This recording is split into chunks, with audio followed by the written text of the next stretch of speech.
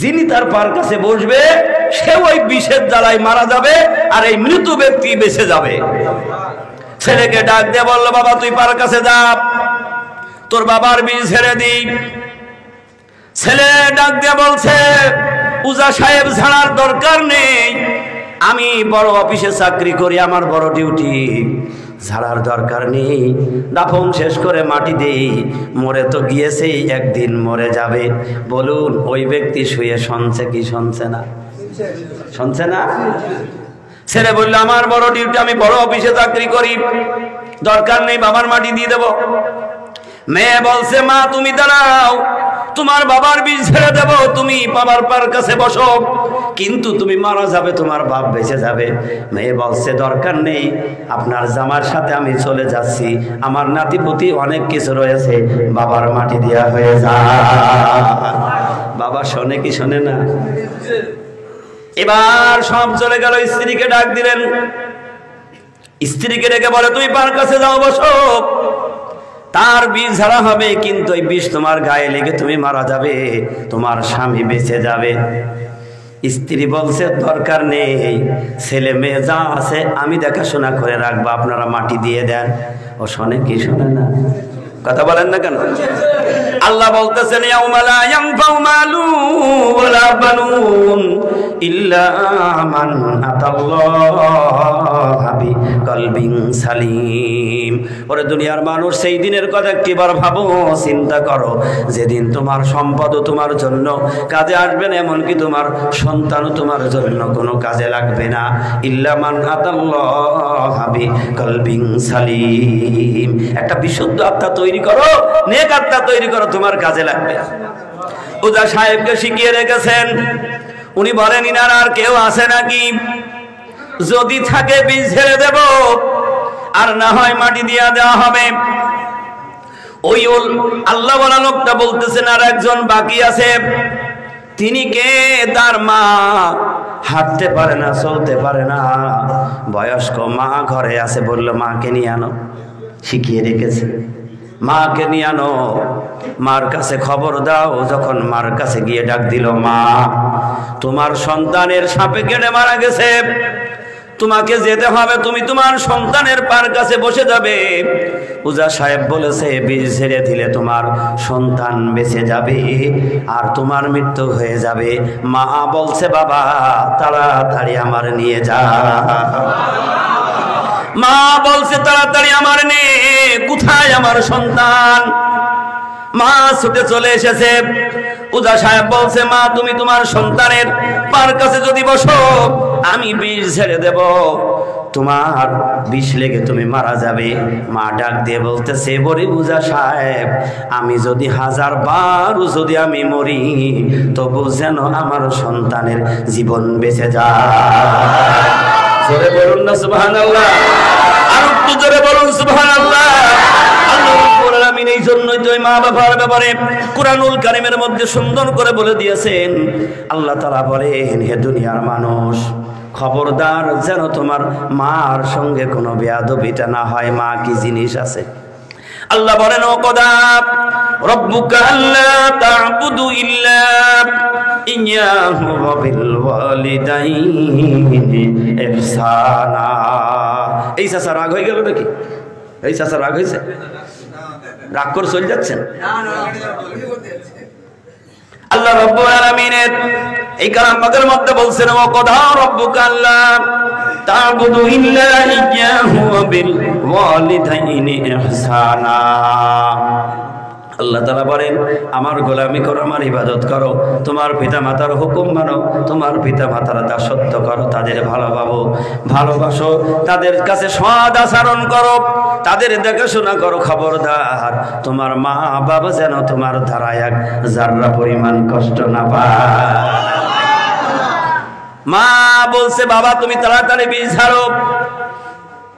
এবার আল্লাহর ওই বন্ধু চাদর টান দিয়ে নে, বলছে, ওঠ। আল্লাহু আকবার বলেন। ও তো মরা না যেটা সব শুনছে।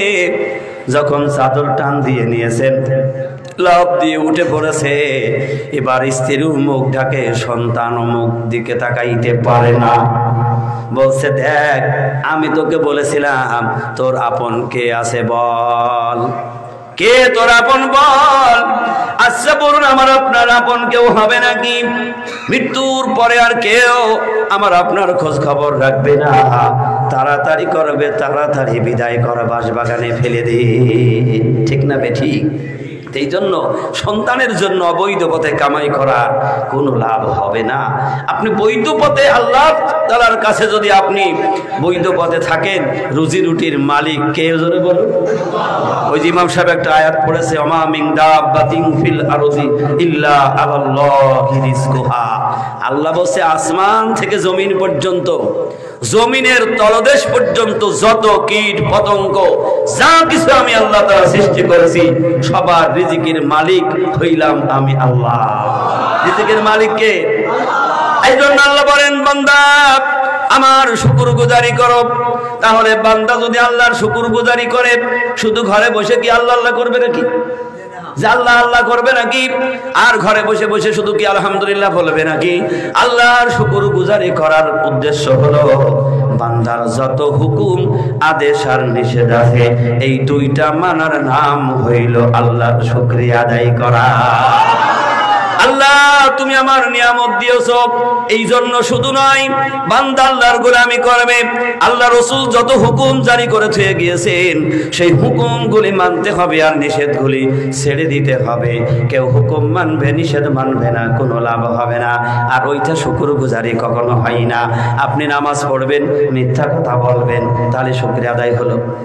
আছেন এরকম মানুষ নামাজ পড়ে বেরোত পারে না, 10টা কথা বলে 9টা বলে মিথ্যা কথা। আছেন এরকম মানুষ? বলেন আছে না নাই? বড় নামাজি এখনো সুদের কারবার ছাড়ে নাই, আল্লাহর শুকরগুজারি হলো নাকি? নামাজ পড়ছে অন্যের হক নষ্ট করে, দেখবেন ছেলেটা মেরে দেয়। অনেক সময় মেয়ে বড় শিক্ষিত, মেয়ে ডাক্তার, মেয়ের নামে লিখে দিয়েছে, ছেলেরে ফাঁকি দেয়। আবার মেয়েগুলি ফাঁকি দিয়ে ছেলের নামে লিখে দেয়। এরকম নামাজি আছে না নাই? কথা বলেন আছে না নাই? বাবা হজে যাবে, ভালো করে শুনে রাখো রে মুসলমান, বাবা হজে যাবে চিন্তা করেছে না জানি অনেক দূরে যাব, যদি মৃত্যু হয়ে যায় একটা ছেলে 5টা মেয়ে, ও চিন্তা করে দেখলো সব তো জামাই মেয়ে আমার সম্পদ খাইয়ে ফেলবে, সব নিয়ে যাবে, ছেলে পাবে 1 ভাগ। ও বলে বাবা তাড়াতাড়ি শিয়ালদার কোটে চল, একটা টিপ দিয়ে যায়। এরম হাজি আছে না নাই? আছে। আল্লাহ বলছে হকুল্লাহর হকুল ইবাদ, একটা হলো আল্লাহর হক, একটা বান্দার হক। যে ব্যক্তি আল্লাহর হক নষ্ট করেছে আল্লাহ ইচ্ছা করলে ওই বান্দার মাফ করে দিতে পারে, কিন্তু বান্দার হক নষ্ট করেছে রে মুসলমান, ওই বান্দা যদি মাফ না করে কিয়ামত পর্যন্ত সিজদায় পড়ে কাঁদলেও মাফ হবে না। ওই বান্দা যতক্ষণ মাফ না করে দেবে তোমার মাফ হবে না। যদি এরকমের আচরণ থাকে তাহলে আল্লাহর শুকরগুজারি হবে না। আল্লাহর শুকরগুজারি করতে হলে আদেশ আর নিষেধ দুইটাই মানতে হবে। আপনি ভালো কাজ করবেন আবার খারাপ কাজটাও সাথে রেখে দেবে, তাহলে আল্লাহর শুকরগুজারি হবে না। এই জন্য আল্লাহ বারবার বলছে সেই দিনের কথা একটু ভাব, কারণ তো চিন্তা কর, মনের মধ্যে ভয় হোক, তোর আত্মায় ভয় ঢুকুক, কারণ এই দুনিয়ার থেকে যেদিন চলে যাবি দেখ তো বাবা মা দাদা দাদি পূর্বপুরুষ সব চলে গেল, কি হালতে গেল, কোথায় আছে এখন? মাটির মধ্যে খুঁড়লেও তার হাড়টা পর্যন্ত পাওয়া যায় না, যায় নাকি? তাহলে আমার আপনার বাহাদুরিটা কোথায়? কিসের অহংকার? অহংকারটা কিসে? আমরা তো অহংকারের জন্য দুনিয়ায় খুব খুব ভম্ব ভরে হাঁটি কি হাঁটি নেই? কথা বলেন না কেন? অহংকারের জ্বালায় মনে হয় মাটিতে পা দিচ্ছেই। আল্লাহ বলছেন কি শোনেন, শরীরটা খারাপ তো এই জন্য বলতে পারছি না ভালো করে, মাফ করে দেবেন। আল্লাহ বলছেন ওয়ালা তামশি ফিল আরদি মারহান ইন্নাকা লান তাখরিকাল আরদা ওয়া লান তাবলুগাল জিবালা তুলা। ও বান্দা আমার শুকরগুজারি বাদ দিয়ে তুমি যে অহংকার করো, তোমার এত শক্তির অহংকার, তুমি জমিনের মধ্যে তোমার শক্তি খাটাও, একটা লাথি দাও। আমার জমিনে যদি তুমি লাথি মারো, জমিন শুকনা হলে তোমার ঠ্যাং ভেঙে যাবে, ঠিক না বেঠিক? আপনার শক্তি দিয়ে জমিনে লাথি মারবেন, জমিন ফাটবে না, ঠ্যাং ভেঙে যাবে। আমার আল্লাহ বলেন যদি জমিন নরম হয় তোমার ঠ্যাং ভিতরে গেড়ে যাবে, ঠিক না বেঠিক? এত অহংকার যদি এর চাইতে বেশি অহংকার, আল্লাহ বলছে ওয়ালা তামশি ফিল আরদি মারহান ইন্নাকা লান তাখরিকাল আরদা ওয়ালান তাবলুগাল জিবালা তুলা। ও বান্দা, তাহলে আমার পাহাড়ের উপর দেশে তুই চলে যা, সৈন্যের উপরে তুই চলে যা, আমার জমিনটা তুই ছেড়ে দে। পারবে কেউ? কেউ পারবে জমিন ছেড়ে চলে যেতে? জমিন ছেড়ে দিয়ে পারবেন না, পারবেন না। একটা পাখিও পারে না, কিছুক্ষণ পরে গিয়ে আবার একটা গাছের ডালে বসতে হয়, ঠিক না বে ঠিক?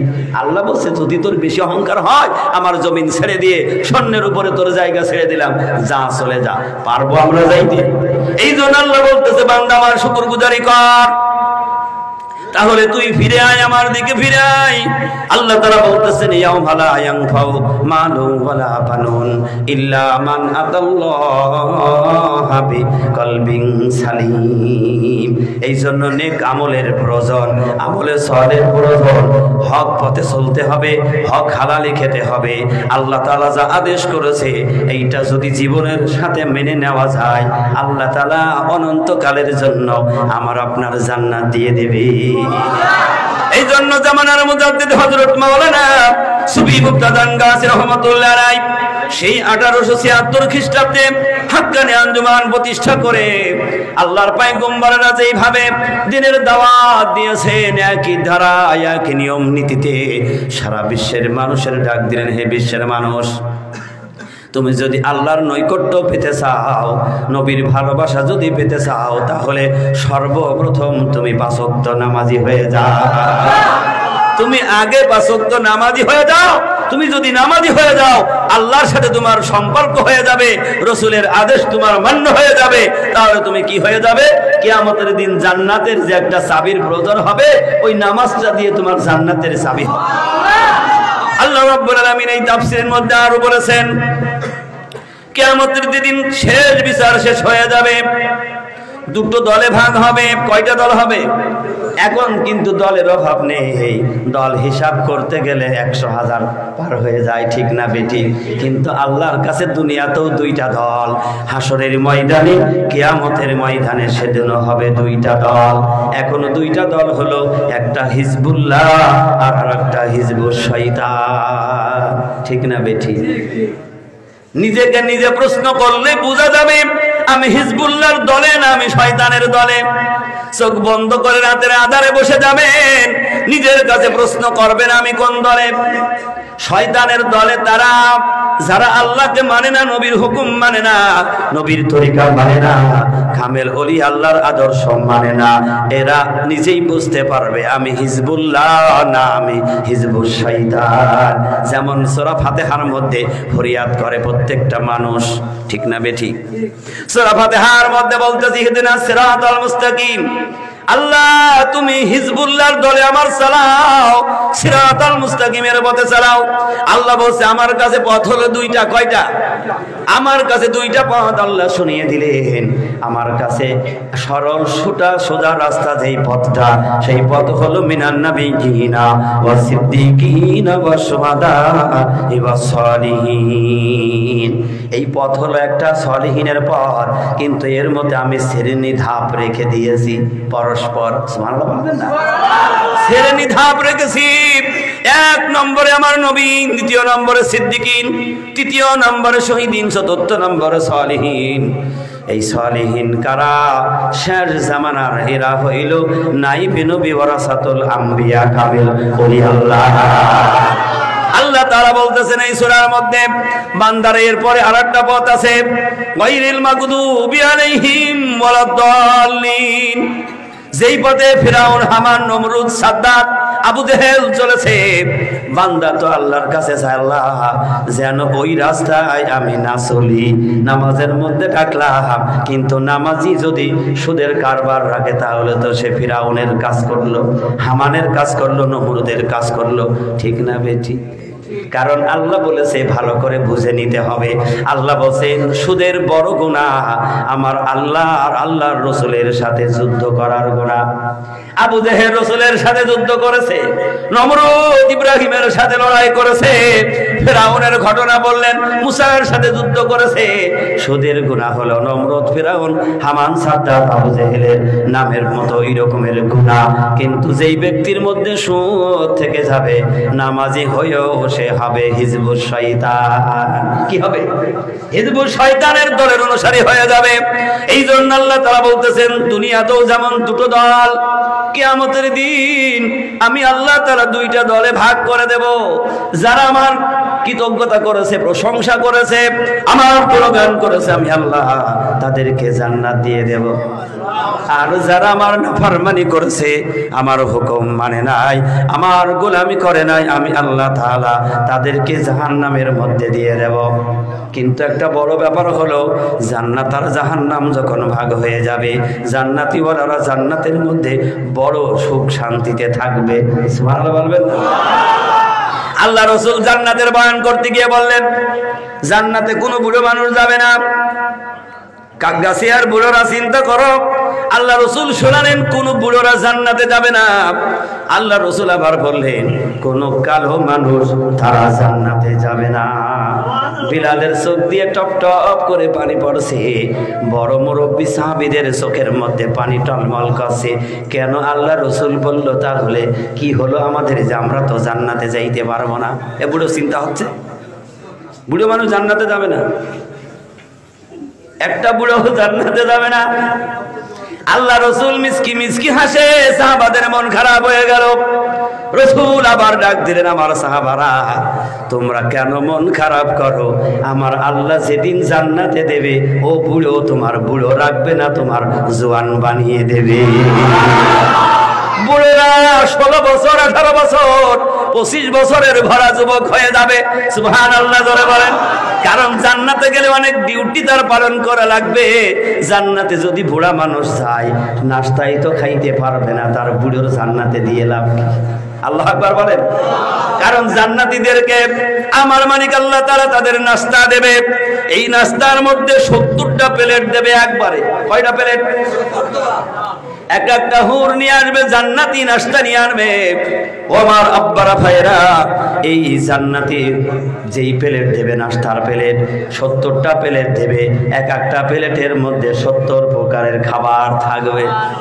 আল্লাহ রাসূল বললেন কোন বুড়ো খেয়ে হজম করতে পারবে না, এই জন্য আল্লাহ বুড়োকে জওয়ান বানিয়ে দেবে। সুবহানাল্লাহ বলবেন। কষ্ট হচ্ছে? বলে এক একটা প্লেটের মধ্যে 70 প্রকারের খাবার থাকবে। আবার এক একটা খাবারের মধ্যে 70 প্রকারের স্বাদ ঘ্রাণ পাওয়া যাবে। ও দুনিয়ার মানুষ, যদি একটু কষ্ট হয়, ডাল ভাত খেয়েও যদি আল্লাহর গোলামি করা যায়, অনন্তকালের জন্য যেদিন জান্নাতের মালিক হবা, সেদিন কি না নিয়ামত তুমি খাইতে পারবা। আর দুনিয়ায় অবৈধ পথে কামাই করেছ, ভালো ভালো খাবার খেয়েছ, গোশ মাছ খেয়েছ, দোতলায় ঘুমিয়েছ, যদি সেদিন তোমার জান্নাত না হয়, এই দোতলায় ঘুমিয়ে ভালো খেয়ে বড় টাকার মালিক হয়ে দুনিয়ায় কোনো লাভ হবে না। আল্লাহ রাসূল আবার বললেন, ও কালো মানুষ, মন খারাপ করার কিছু নেই। আমার আল্লাহ যখন জান্নাতি বানিয়ে দেবে, তাদের চেহারা সূর্যের মতো উজ্জ্বল বানিয়ে দেবে। সেদিন আর কেউ কালো থাকবে না। এই জন্য আমার আব্বার ভাইয়েরা, তাহলে জান্নাত যে রাস্তায় গেলে পাওয়া যায়, সেই রাস্তায় চলতে হবে না ওই হিজবুশ শয়তানের রাস্তায় চলতে হবে? কোনটা? জান্নাতের রাস্তায় হিজবুল্লাহ যে পথে চলেছে, সেই পথে চলার নাম হলো আল্লাহর শুকরগুজারি করা। আল্লাহ অফুরন্ত নিয়ামত বরকত তখন নাজিল করে দেবে। জোরে বলুন না সুবহানাল্লাহ। এই জন্য আমার আব্বারা ভাইয়েরা, আমি আর সামনে বেশি বাড়াতে চাচ্ছি না, কারণ অর্সিকুল করতেও তো এখনো 1 ঘন্টার কাছে লেগে যাবে। ঠিক না ঠিক? কারণ বেশি রাত্র করে আমি আপনাদের সারা রাত যদি ওয়াজ শোনাই, আমি জানি আমার ভালোবাসায় বসে থাকবেন। ফজরের নামাজ কাজা হয়ে গেলে হিসাব দেবে কে? কাল জুম্মাবার, কে হিসাব দেবে? এই জন্য কামেল মুর্শিদ বলছে, বাবা 10টা বেশি করার দরকার নেই, 10টা পর্যন্ত করে ছেড়ে দাও। কারণ বাদ মাগরিব থেকে বড় বড় মাওলানা আপনাদেরকে ওয়াজ শুনিয়েছে, আমি তাদের ধুলার যোগ্য নই। শুধু অনুরোধে বলেছিলাম যে আমি মাগরিব পরে ঈশা পর্যন্ত বয়ান করে আমি একটু চলে যাই। তা দেখলাম আমার পরে উল্টো রাগ হচ্ছে, এই জন্য চুপচাপ বসে আছি। যা হাই হোক, আল্লাহর মেহেরবানি। কারণ আমার শরীর খারাপ যদি আমি পথেতে বলতাম আমি আর যাব না, কিছু করার ছিল। কিন্তু কেন এসেছি জানেন?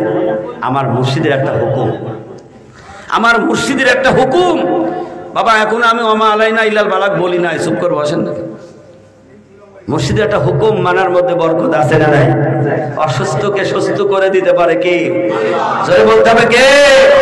আল্লাহ সব পারে। আল্লাহর কাছে সময় লাগে না। আল্লাহ বসে কুন আর ফায়াকুন, অটোমেটিক সেকেন্ডের মধ্যে হয়ে যায়। তা আল্লাহর চাইতে পৃথিবীতে বড় আর কেউ নেই। মনে আছে তো? বেচারা উঠে পড়লেন ঝাঁপ দিয়ে, মনে আছে? মনে করছেন হুজুর ওখানে আর যাবে না? না, আমার ঠিকই মনে আছে। ঝাঁপ দিয়ে উঠে চিন্তা করলো যে হাই আমি কার জন্য কি করছি? আমি খেয়ে না খেয়ে মাথার ঘাম ফেলে আমার এই গাড়ি বাড়ি পুকুর মাঠ ঘাট ব্যবসা বাণিজ্য আমি কার জন্য কি করছি? হুজুরের হাতে হাত দিয়ে বলছে হুজুর আমার আত্মা খুলে গেছে, আমার বুঝ হয়ে গেছে, তুমি আমার সাথে করে নিয়ে এখনই আমার তওবা করিয়ে দাও। জোরে বলুন না সুবহানাল্লাহ। এই জন্য মা সব ছেড়ে গেল, কিন্তু মা সন্তানকে ছাড়ে নাই। শুধু ওখানে নয়, মার পেট থেকে আমি আপনি যেদিন এসেছি, এই টেবিলটা উপরে আছে আর এর বিপরীত পিঠটা কোথায় আছে? নিচে আছে। এখানে যে আলোটা আছে এই আলোর ছায়া লাগছে নিচে, কি বলেন? ছায়া লাগছে না? সূর্যের যে আলো, ওই আলোর ছায়া আল্লাহ জমিনে দিয়েছে। এর দ্বারাই চৈত্র মাসে মাঠে দাঁড়ানো যায়, রাস্তায় ছাতি ছাড়া হাঁটা যায়, বালুর মধ্যে খালি পায়ে হাঁটা যায়। কিসে? সূর্যের ছায়ায়। আল্লাহ রসুল বলছেন সেই দিন এত ভয়াবহ হবে, মাটি পুড়ে তামা হয়ে যাবে। সেই জায়গায় মানুষ 50,000 বছর দাঁড়িয়ে থাকবে হিসাবের অপেক্ষায়। নবীজি বলেন 50,000 বছর দাঁড়িয়ে থাকতে হবে, মাটি পড়ে তামা হয়ে যাবে। নবীজি বলেন সেদিন কোনো মানুষের দেহে কোনো পোশাক পর্যন্ত থাকবে না, উলঙ্গ অবস্থায় উঠবে হাসরের মাঠে। আয়েশা সিদ্দিকা রাদিয়াল্লাহু তাআলা আনহা শুনে নবীজিকে বললেন ইয়া রাসূলুল্লাহ, সেদিন কি আমাকেও এই রকমের উঠতে হবে নাকি? নবীজি বললেন হ্যাঁ। আয়েশা শুধু কাঁদছে। আয়েশা বলেন ইয়া রাসূলুল্লাহ হাবিবাল্লাহ, আমি অল্প বয়সে আপনার ঘরে এসেছি, আমার জীবন যৌবন সব আপনার কাছে ছুপে দিয়েছি, আমার এই বডি দেহটা দুনিয়ার কোন পুরুষ দেখে নাই। আল্লাহু আকবার বলেন। ইয়া রাসূলুল্লাহ, আমি আয়েশা সেদিন কেমনে এই অবস্থায় দাঁড়িয়ে থাকবো? নবীজি বলেন আয়েশা রে, ওই দিনটা এত কঠিন হবে, এত ভয়াবহ হবে, মানুষ হয়রান হয়ে যাবে, আকাশের দিকে হাঁ করে চেয়ে থাকবে, তার নিজের চেহারা পর্যন্ত তাকাবার সময় পাবে না আয়েশা। কিন্তু আয়েশা, যারা আল্লাহর মনোনীত বান্দা বান্দি হবে, আল্লাহ পাক তাদেরকে আল্লাহর আরশের ছায়ার নিচে আশ্রয় দেবে। তাদের চেহারার মধ্যে আল্লাহর প্রদত্ত নূর থাকবে, আল্লাহর প্রদত্ত জান্নাতি ছায়া লাগিয়ে দেবে। আল্লাহু আকবার বলেন। ওই মাসালার মধ্যে বয়ান করতে গিয়ে নবীজি আরো বললেন, কিয়ামতের দিন ওই বিভীষিকাময় সময় আমার উম্মতের মধ্য থেকে এক শ্রেণী আল্লাহর বান্দারা, তারা বিনা টেনশনে, বিনা চিন্তায়, বিনা ভয়তে তারা আল্লাহর তৈরি নূরের মেম্বারের উপরে বসে থাকবে। সাহাবায়ে মনে করলেন নবীজি হয়তো আমাদের কথাই বলবে। জিজ্ঞেস করলেন ইয়া রাসূলুল্লাহ, তারা কারা? কারণ অন্তর তাদের জেগে যাচ্ছে, যদি আমাদের কথা বলে তাহলে তো আমাদের মনে আনন্দ জেগে যাবে। আল্লাহ রাসূল বললেন সাহাবারা, তারা কারা? আমার আল্লাহ কালাম পাকের মধ্যে তাদের ব্যাপারে বলেছেন, আলা আলা ইন্না আউলিয়া আল্লাহি লা খাউফুন আলাইহিম ওয়া লা হুম ইয়াহজানুন। ও সাহাবারা, আমার আল্লাহ কোরআন নাজিল করে শুনিয়ে দিয়েছেন, খবরদার, নিশ্চয় আমার বন্ধু যারা, আউলিয়া যারা, লা খাউফুন আলাইহিম ওয়া লা হুম ইয়াহজানুন, তাদের কোনো ভয় নেই, ডর নেই, চিন্তা নেই, তারাও কোনো পেরেশানি ভোগ করবে না। ওই আল্লাহর বন্ধু, আল্লাহর ওলি আল্লাহরা, তারা নূরের মেম্বারের উপরে বসে থাকবে। তাহলে সেই ওলি আল্লাহ যদি নূরের মেম্বারে থাকে, হাদিসের মধ্যে আসছে যে যার সাথে বন্ধুত্ব করবে তার সাথে তার হাসর হবে। সুবহানাল্লাহ। আসতে যার সাথে যার সম্পর্ক হবে, হাসরের ময়দানে আল্লাহ তার সাথী বানিয়ে দেবে। কামেল ওলি আল্লাহর সাথে বন্ধুত্ব করতে পারলে আল্লাহ পাক আমাদেরকে ওলি আল্লাহর সাথে জান্নাতে দিয়ে দেবে। এই জন্য আল্লাহ তাআলা বলতেছেন, হে দুনিয়ার মানুষ, জ্ঞান চক্ষু খোলো, অন্তরটা খুলে আমার কালাম পাকের দিকে তাকাও, আমি আল্লাহ কিভাবে তোমাদেরকে ডাক দিয়েছি। আল্লাহ রাব্বুল আলামিন বলেন, ইয়া আইয়ুহাল্লাযীনা আমানুত্তাকুল্লাহা ওয়া কুনু মাস-সাদিকিন। আল্লাহ ডাক দিলেন, হে ঈমানওয়ালারা, তোমরা যারা আমার প্রতি ঈমান এনেছো, আমি আল্লাহকে ভয় করো, আর ওয়া কুনু মাস-সাদিকিন, আর আমার সত্যবাদীর সাথে হও, তার অনুসরণ অনুকরণ করো, তার ইত্তেবা করো। যদি তার ইত্তেবা করছো, আমি আল্লাহ ওয়াদা দিয়েছি, আগুফির লাকুম যুনুবাকুম, আল্লাহু গফুরুর রহিম। আমি আল্লাহ তোমাদের তামাম জিন্দেগীর গুনাহগুলি মাফ করে দেব, এবং আমি তোমাদেরকে সোজা রাস্তায় চলবার শক্তি আমি আল্লাহ তাআলা তোমাদেরকে দান করে দেব। কারণ যখনই তোমরা তার সাথী হবে, তার অনুসরণ অনুকরণ করবে, তার হাতে যখন তোমরা বায়াত গ্রহণ করবে, আমি তোমাদের মধ্যে এমন হিদায়াত দান করে দেব, নিজের জীবন যৌবন জান মাল সব চলে যাবে, তারপরও হিদায়াতের রাস্তা থেকে সে ফিরে যাবে না। আল্লাহু আকবার বলেন।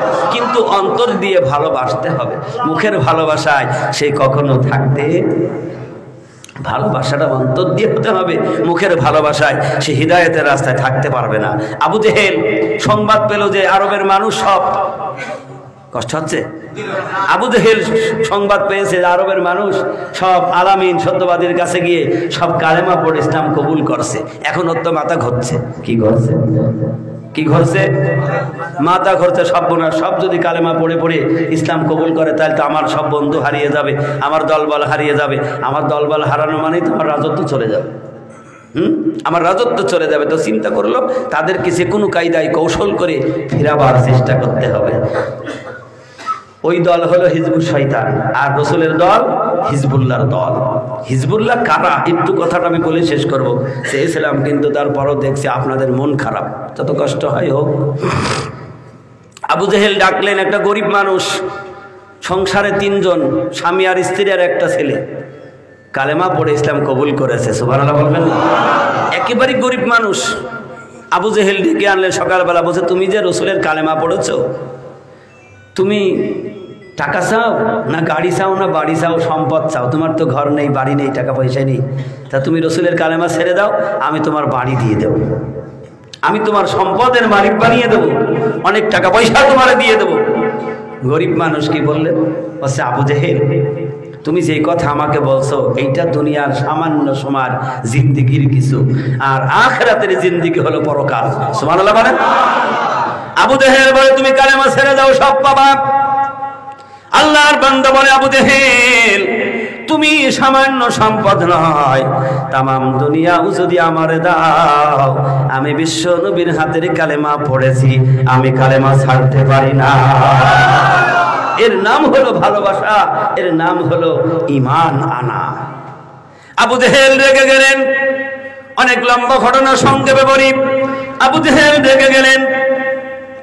ওই বান্দার 2টা পায়ে 2টা রশি বেঁধে, 2টা উটের পায়ে বেঁধে দিয়ে 2 দিকে উট টান দিলেন, উট সওয়ার তাড়া দিয়ে দিলেন, 2 দিকে উট চলে গেল, মাঝখান থেকে ছিঁড়ে মানুষটা 2 টুকরা হয়ে গেল। তবু ওই অবস্থায় কালেমা পড়তে পড়তে বিদায় নিয়ে চলে গেল। 3 জনকে ধরে নিয়ে এসেছেন, স্ত্রী সামনে দাঁড়ানো, সন্তানও দাঁড়িয়ে আছে।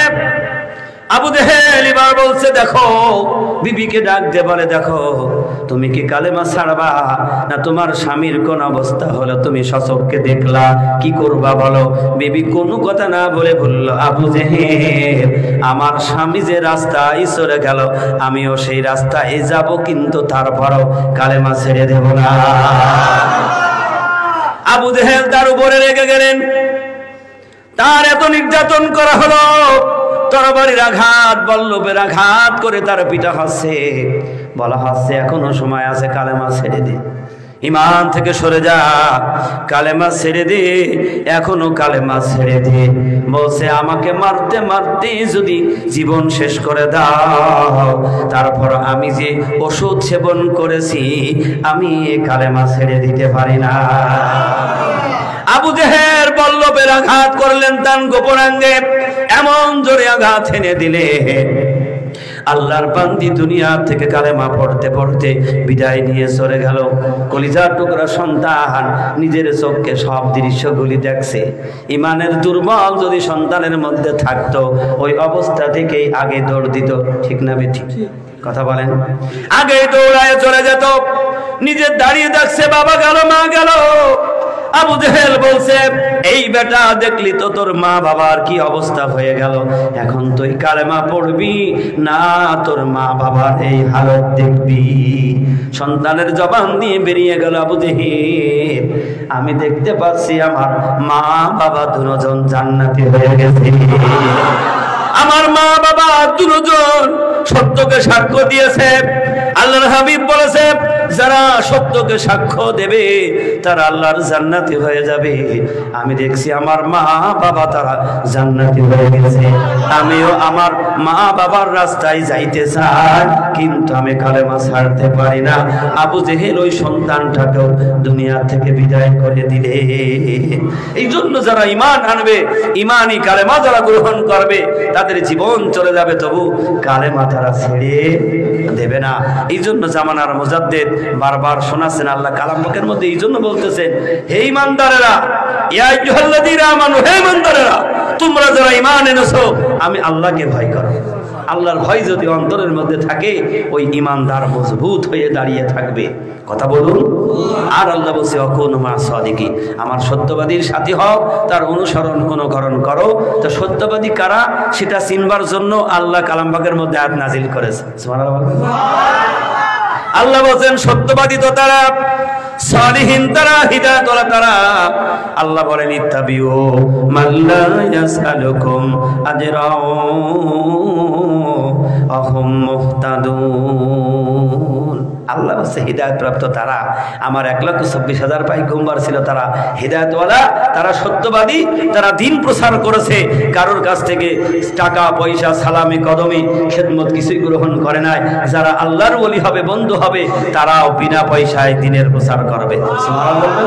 হাক্কানি আঞ্জুমান আজান গাজী রহমাতুল্লাহ আলাইহি সত্যের সংগঠন এমন একটি স্কিম কায়েম করেছেন, সারা বিশ্বের মানুষের বিনা পয়সায় দিন প্রচার করে চলে যাচ্ছে, এর বিনিময় একটি টাকাও কারোর থেকে গ্রহণ করে নাই। এই জন্য আমার সম্মানিত ভাই বাবাজিরা, আজকে আমরা যারা এই হাক্কানি আঞ্জুমান পেয়েছি, আমাদের বলন্দ নসিব, এই দরবার যদি আমরা না পাইতাই কোথায় কোন অন্ধকারে ডুবে থাকতাম। এই সত্য আমাদের সামনে আসতো না, এই হক আমাদের সামনে জাগ্রত হতো না। এই জন্য আল্লাহ পাক আমাদেরকে কামেল ওলি আল্লাহর এই দর্শন দিয়েছেন, ওলি আল্লাহর মজলিসে আসতে পেরেছি। আল্লাহ পাক আমাদের সকলকে তৌফিক দান করুক, আমিন। আখির দাওয়ানা আনিল হামদুলিল্লাহি রাব্বিল আলামিন।